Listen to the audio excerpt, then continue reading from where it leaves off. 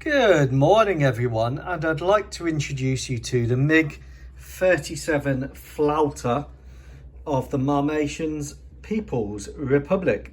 Here it is with their Horton inspired stealth-ish bomber. Now, I don't like the term stealth, I prefer the term low observable. Now this is the old Italeri / testers kit, which had a 1988 marking inside it. So it would have been designed when I was 7, 8 years old. So it's going back quite a way, and there's absolutely nothing Soviet or Russian in the lineage or design of this kit.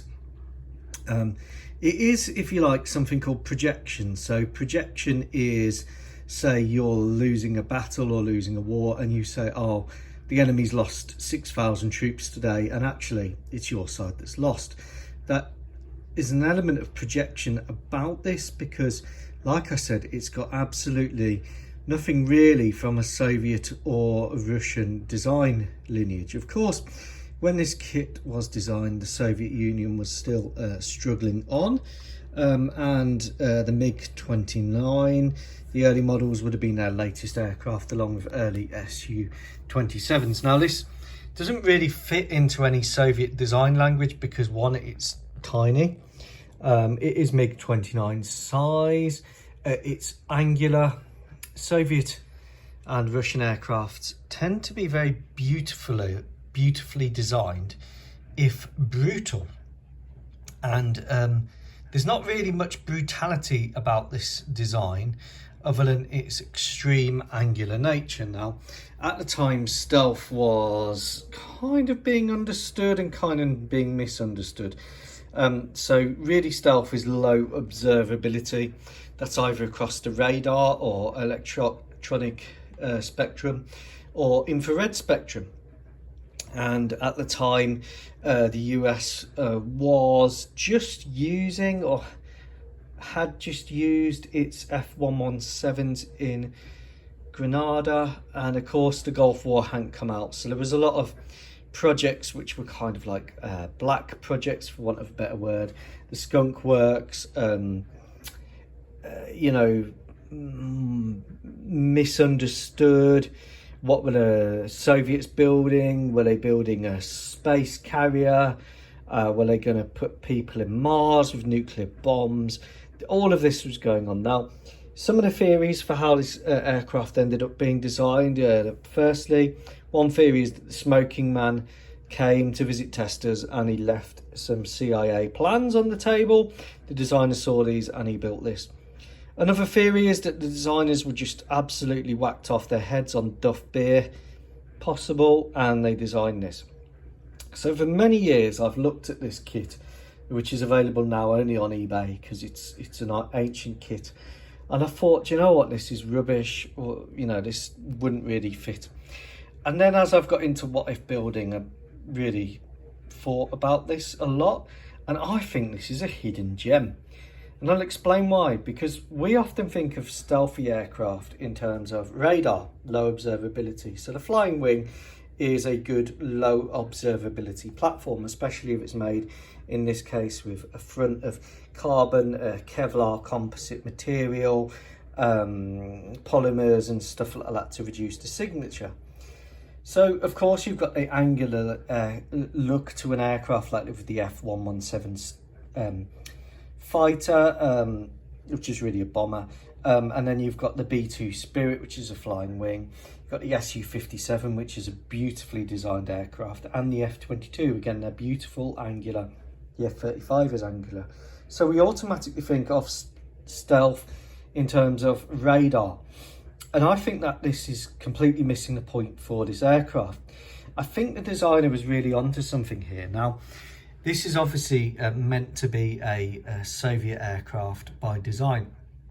It shares a lot more in similarity with American practice.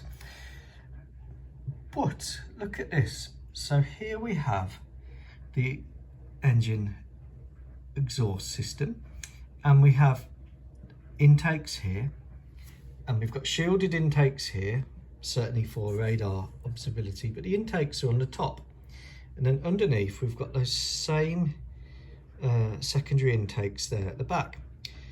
Now what are these? Well, these are cold air intakes, and then you've got these big sort of spade thrust directors, an early thrust vectoring technique, no doubt. The engine exhausts are well concealed within this. Observability from the ground for the hot exhaust is minimal. The hot exhaust is being mixed with cold air. The infrared signature of this aircraft is low. From the ground, there's almost no infrared signature, or certainly less than a comparable aircraft. And what I think this is I think that this is an infrared low observability platform. I doubt it could fly. However, computers seem to be able to make anything fly. And it doesn't appear to have a radar. So what is it?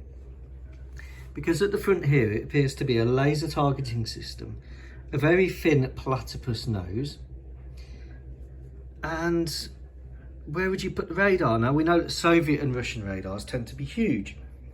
They tend to be massive to overcome limitations in digital processing power with sheer radar output, such as the Mig-37. And then I thought, well, okay, so it's a low observable IR aircraft.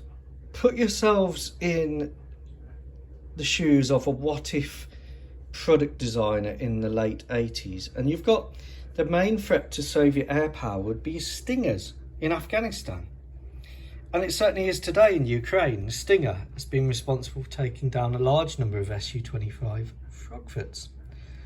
So I think that this is, and this is just my opinion, I think that this is a ground attack, low observable infrared and radar reduced cross-section ground attacker.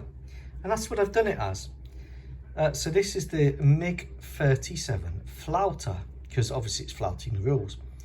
And I've done it with two 122mm rocket pods. Now, current Russian practice in Ukraine is to use their ground aircraft just to loft rockets at stuff from long range and then turn and get out of the way. So on this aircraft here, I've followed that with these rocket pods, and with the low IR observability, radar warning receivers on the rear and towards the front, I think that this would make a really good ground attack aircraft, not a fighter. And then it's got some more warning receivers there. It's got some internal weapons bays, and we'll talk about those later. But this one at the front, which is just behind the landing gear, where you can see the stains from the gas from the gun, I think that would hold a Gish 23mm double-barreled cannon, which would come down from that bay, fire, and then retract into it. The rear bay could hold two R60 close-range air-to-air missiles, but because you've not got a radar, I think you'd be reliant on IR missiles for self-defense. So I've added these rails under the wings with the rocket pods. I think they are S8, but I may be wrong on that.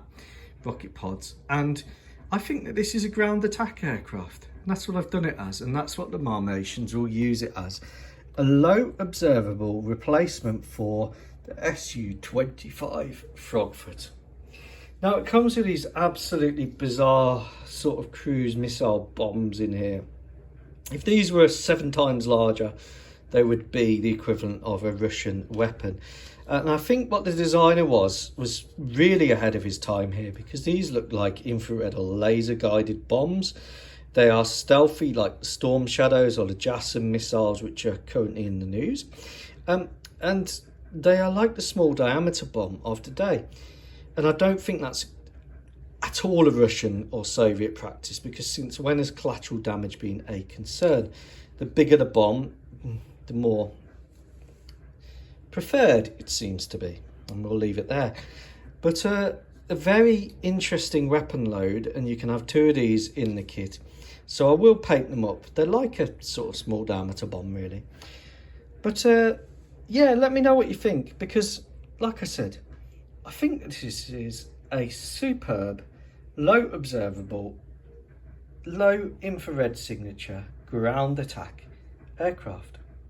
Be interesting to hear your thoughts on it. And how did it build? Okay, bit of putty needed here, bit of putty along the wings, bit of putty where the tail joins are. Other than that, absolutely no issues. Really nice cockpit arrangement. I've just airbrushed it in my Marmatian what if scheme. Stuck these old Soviet decals from 1921 on it, and the Marmatian, that says Marmatian in Arabic. Marmatia is of course where Tanzania is in my what if world. I hope you like it. Take care. Goodbye.